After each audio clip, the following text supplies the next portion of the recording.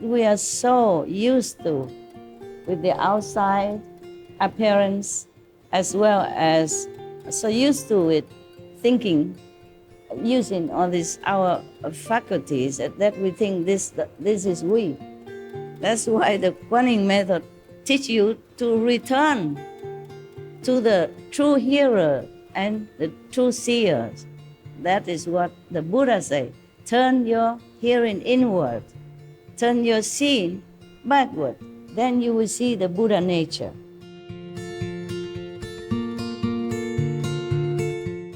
Please keep watching to find out more. Supreme Master Ching Hai's lectures are not a complete meditation instruction.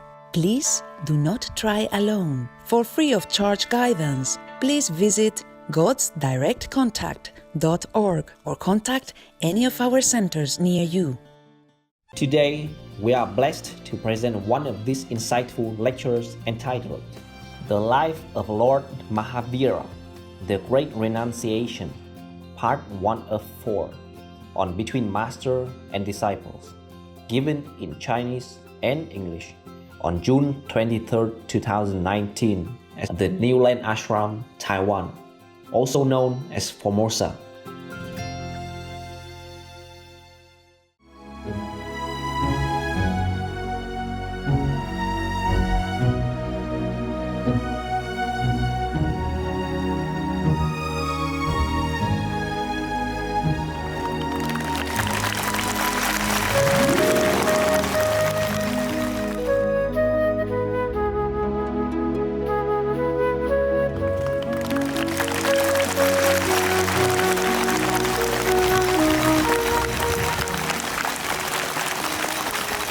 Hello. How are you doing? Good? Yes. Are you ready to be ascetic? No. Last night, I went to have a little meeting with the guard, and they told me we should go kitchen. So, okay, we went to the kitchen. My, what an ascetic life. So many food. I keep giving away and then keep coming more all the time. That kind of asceticism, huh? I think the God was trying to tempt me, see if I can resist all this beautiful food. I told him I can't. And he knew it already. I said, what's the problem with you? You know I cannot. So why bother asking me, huh? Okay, let's go to the great master who could do the asceticism for us. Huh? I'm telling you, not every master has to be an ascetic. So don't always has this kind of fixed prejudice, okay? Yes. Look at Sikhamoni Buddha. Yeah. How many lifetimes he has been king and minister or big personage in the society. And he not always a monk, yeah? Even before being a monk, he had also a luxury life, though he did not feel attached to that.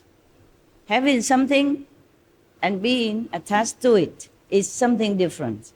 Yeah, you can have many things, but it doesn't mean you are mundanely bound. So important is that you have to remember the inside. Not the outside appearance or actions, but your inside, your heart, your motivation, okay, your goal. What is it that you want in life?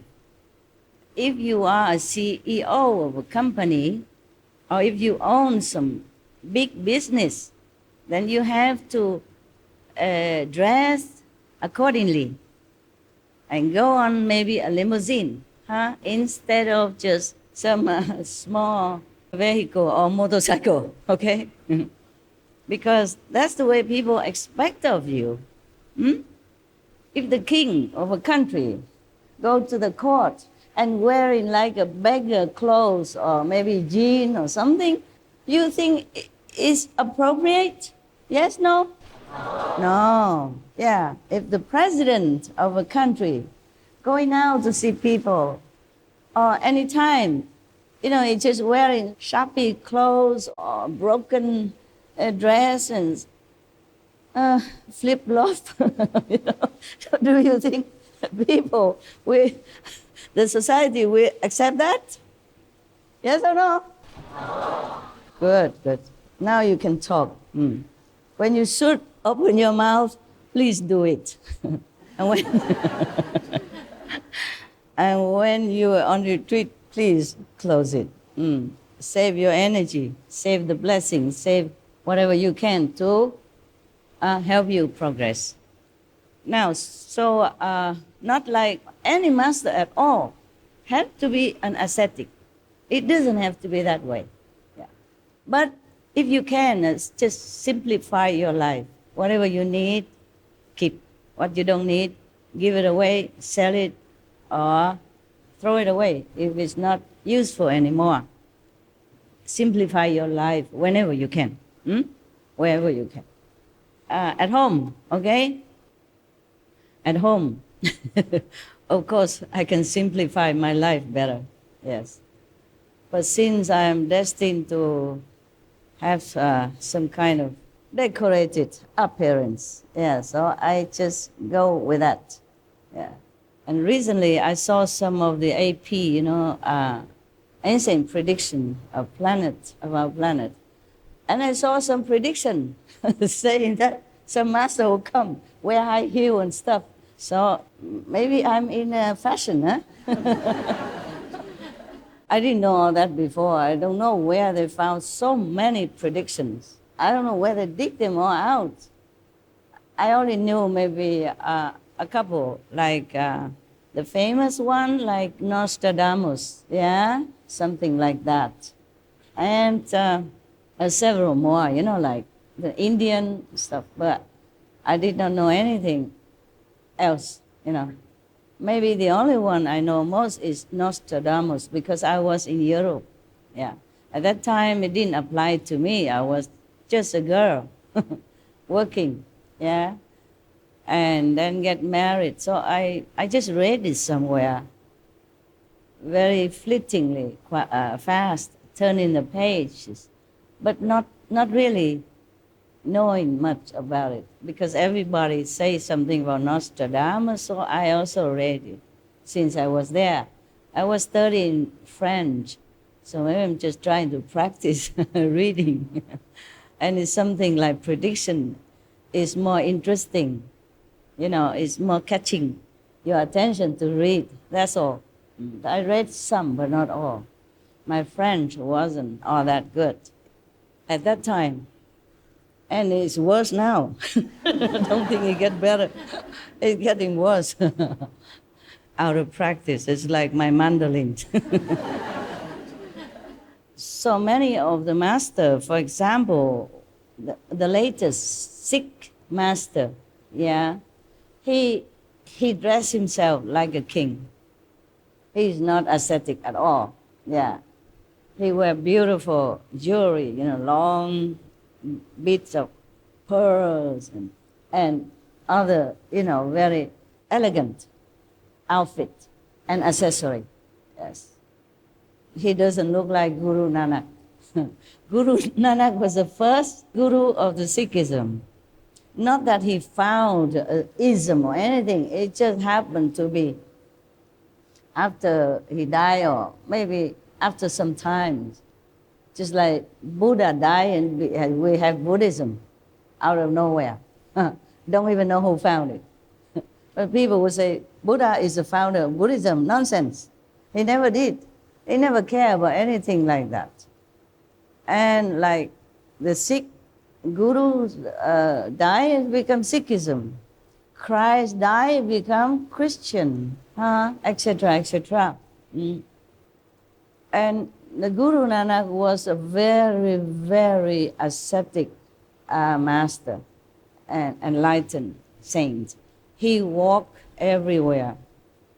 He ate whatever come his way. If nobody offered him anything, or nowhere to have access to food, maybe buying or people give, yeah. very little has been recorded about his life. But for some of the story, I gather, behind the nuances of the line, I gather that the Guru Nanak was an ascetic, yes, because he walked everywhere, and he just eat like berries and something like that, yes. But maybe later, when he became more well-known, then people would give him maybe a place to stay and some food to eat, a disciple offered to him.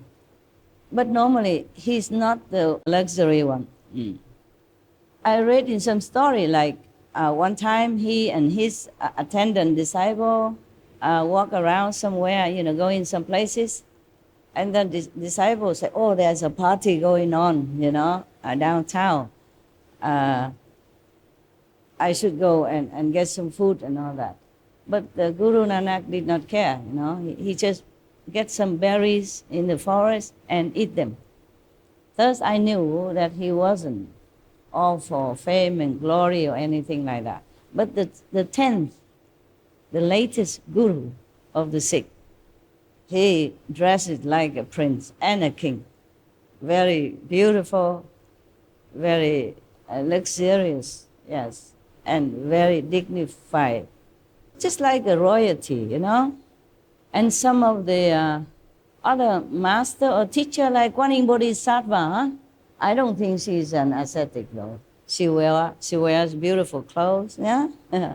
Not overly decorated, like your master maybe, but she does wear beautiful clothes. Maybe that was afterward, Or maybe that is her real image when she appeared to the people, in the world to save them or help them in some way. But I saw some of the statues that she was wearing tattered clothes. Maybe she meditated too long, in the beginning of her spiritual mission. Meditate, a lot, and her clothes is all tattered and worn out, in 10,000 pieces. So there are times maybe she was an ascetic.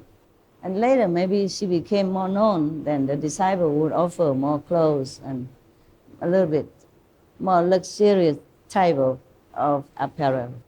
Now, so do not look at people from the outside image and judge the inside. Just like some kind of precious stone is hidden inside rough-looking, ugly rock, yeah? And when you cut it in half, like many, they show them in jewelry shop or a museum. When they cut in half, inside is hollow, and inside a lot of jewelry inside, shining. It's like that. Our body, no matter how it looks, it's just an outside garment. It's not our real self.